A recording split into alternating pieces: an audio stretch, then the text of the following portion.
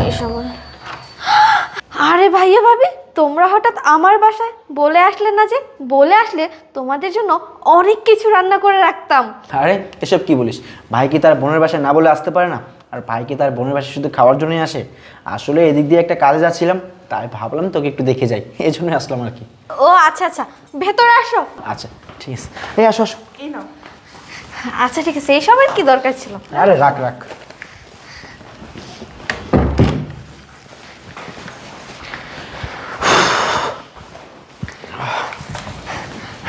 আচ্ছা ভাইয়া ভাবি, তোমরা এখানে বসো, আমি তোমাদের জন্য চা নিয়ে আসছি। আচ্ছা ঠিক আছে, যা। আচ্ছা ঠিক আছে। বোনটাকে অনেকদিন হলো দেখি না, আজকে দেখে খুব ভালোই লাগছে। হায় আল্লাহ, হ্যাঁ এখন আমি কি করব? অনেক দিন পরে ভাইয়া ভাবি আমার বাসায় এসেছে, এখন কিছু তো খেতে দিতে হবে। আইডিয়া, এখন অন্তত ওনাদেরকে একটু চা বানিয়ে দেই। চিনি তো নেই, পাতিও নেই, এখন আমি কি করব? কি খেতে দেব? ওই দিন না ও কোল্ড ড্রিঙ্কস এনেছিল, দেখি তো গিয়ে ফ্রিজে আছে কি না।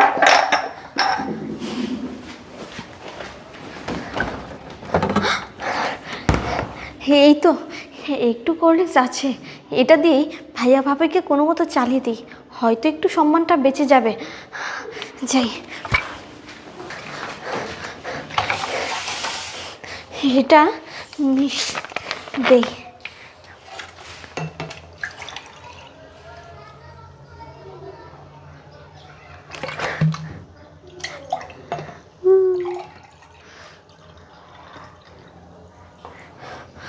যাই হোক, কোনো রকমভাবে 2 গ্লাস হয়েছে, কিন্তু ভাইয়া যদি জিজ্ঞাসা করে এখানে 2 গ্লাস, আর 1 গ্লাস কই আমার জন্য, তখন আমি কি বলবো?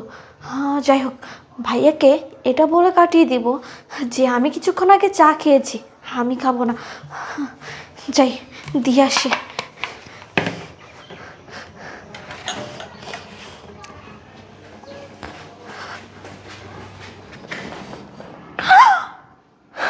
হায় আল্লাহ, বাবির ভাই আবার কোথা থেকে আসলো? আমি এখন কি করি?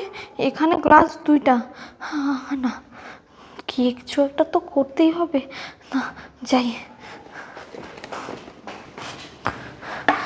এখন আমি কি করি? আইডিয়া, একটা গ্লাসে পানি ভরে নিয়ে গিয়ে ভাইয়াকে দিব, ভাইয়াকে দিয়ে বলবো ভাইয়ার পছন্দের 7 আপ নিয়ে আসছি, আর ভাইয়া খেয়ে ঠিকই বুঝতে পারবে, কারণ আমি তো তার বোন।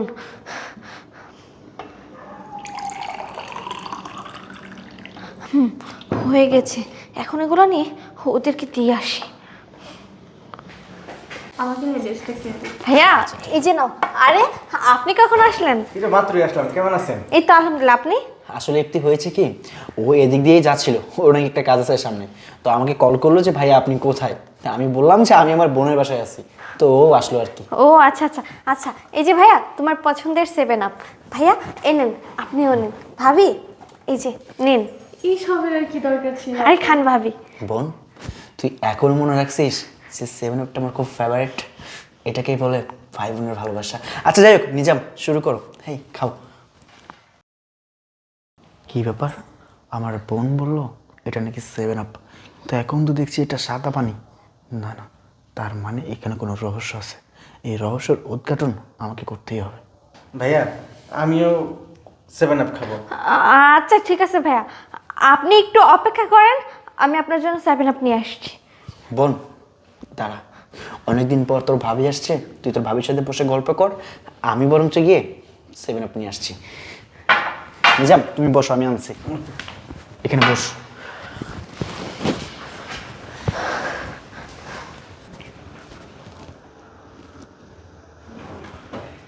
কি ব্যাপার, মোজোর বোতল খালি পড়ে আছে, এদিকে দেখছি গ্লাসটাও খালি। এটা কি?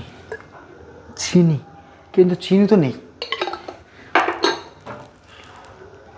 এদিকে চাপাতিও নেই, তার মানে আমার বোনের বাসায় কোনো মেহমান আসলে তাদেরকে আপ্যায়ন করার মতো কোনো কিছু নেই। তাই তো বলি, আমার বোন কেন আমাকে সাদা পানি খেতে দিল? এখন আমি কি করি? এদিকে নিজামও 7 আপ খেতে চেয়েছে। এখন আমাকে কিছু একটা করতে হবে। হ্যাঁ, পেয়েছি।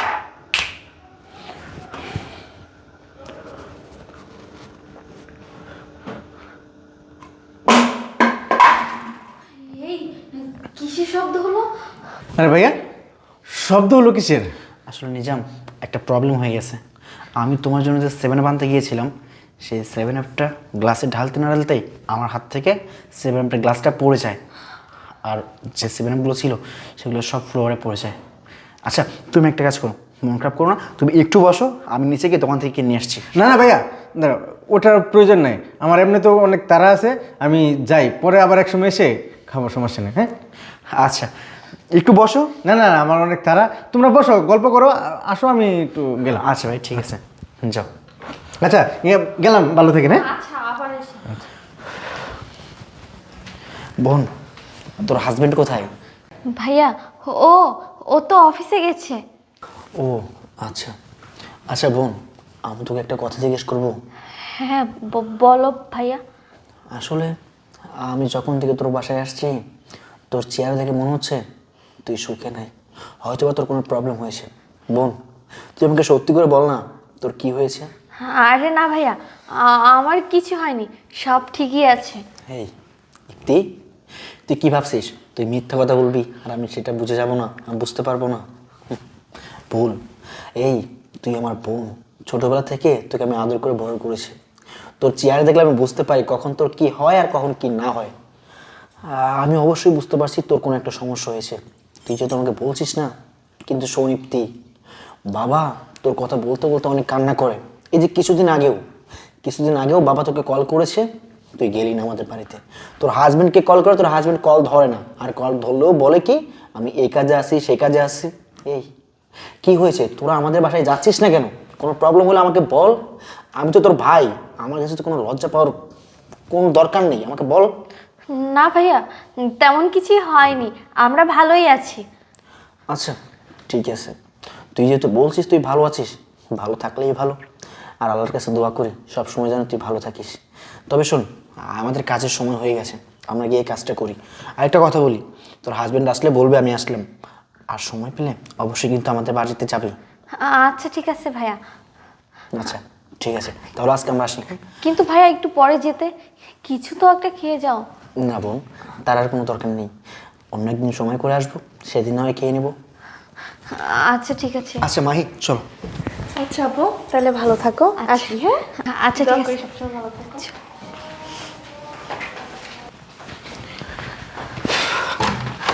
ভাইয়া, তোমরা আর কিছুক্ষণ থাকলে ভালো হতো, আমি রান্না করতাম, খাওয়া দাওয়া করেই যেতে। না না বোন, তার আর কোনো প্রয়োজন নেই। আরে মাহি, তোমার ভাই কল দিয়েছেন, মনে হয় তোমার ভাই নিচে দাঁড়িয়ে আছে। তুমি একটা কাজ করো, তুমি যাও, আমি আসছি ওর সাথে একটু কথা বলবো। আচ্ছা ঠিক আছে, তাড়াতাড়ি এসো। আচ্ছা ঠিক আছে। এই, তুই কী ভাবছিস আমি কিছুই জানি না? আরে বোন, আমি তোর থেকে বয়সে একদিনের হলেও বড়, আমি না সব বুঝতে পারছি। তুই যে আমাকে সাদা পানি খেতে দিয়েছিস সেটা আমি আগে থেকে বুঝতে পারছি। তারপরও সবার সামনে আমি পানিটা খেয়ে নিয়েছি, যাতে আমার বোন কার কাছে ছোট না হয়। আর ওই যে নিজাম তোকে বললো না যে ও 7 আপ খাবে, তখন আমি এই টেকনিকটা করে এখান থেকে উঠে গেছি, আর গিয়ে দেখি তোর 7 আপের বোতলে এক বিন্দু পরিমাণ 7 আপ নেই, আর যে মজুটা আনছিলি ওটাতেও নেই। তুই আমার জন্য পানি আনছিস, তখন আমি কী করবো আমি ভেবে পাচ্ছিলাম না, তাই আমি ইচ্ছা করে আমার হাত থেকে একটা গ্লাস আর ওই বোতলটা ফেলে দিই, যাতে নিজাম বুঝতে পারে যে সত্যি সত্যি আমার হাত থেকে পড়ে গিয়ে 7 আপটা নষ্ট হয়ে গেছে। আচ্ছা বোন, তোদের এত দুর্দিন আসছে কীভাবে? এই, তুই যে এতটা অভাবে আছিস, তুই একটাবার আমাকে বলতে পারতি। আমি তোকে বললাম না, আমি সেই যখন আসছি তখন থেকে তোর চেহারা দিকে আমি বুঝতে পারছিলাম তুই হয়তো বা কোনো প্রবলেম আছিস। কারণ আর কেউ বুঝুক বা না বুঝুক, কেউ জানুক বা না জানুক, কথায় আছে না, সন্তানের যখন কিছু হয় দেশের লোক না জানার আগে তার বাবা মা জেনে যায়। বাবা বেশ কিছুদিন আগে থেকে আমাকে বলছিল, বাবা আমার মনটা বলছে ইপ্তির মনে হয় কোনো সমস্যা হয়েছে, কিন্তু দেখ বাবার যে ভাবনা সেই কাজ।